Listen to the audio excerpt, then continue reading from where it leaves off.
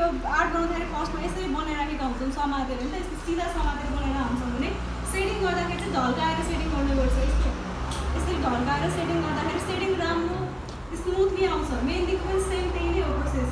मेहन्दी लाउँदाखेरि पनि तपाईँहरूले यस्तो ढल्काएर सर यसरी गर्नुभयो भने स्मुथली सेडिङ हुन्छ राम्रोसँग है। यसरी सिधा सेडिङ गर्नु मिल्दैन। मेहन्दीको पनि सेम त्यही नै हो। मेहन्दी पनि लाउँदाखेरि तपाईँहरूले सिधा सेडिङ गर्नुहुन्छ भने राम्रोसँग सेडिङ हुँदैन, एकदम बाक्लो कहीँ पातलो भद्दा लाग्छ भने यस्तो तेर्सोवाला सेडिङ गर्नुभयो भने राम्रोसँग स्मुथली सेडिङ भनेको त के हो भने त सेडिङको मिनिङ के हो? सेडिङको मिनिङ के हो? सेडिङ भनेको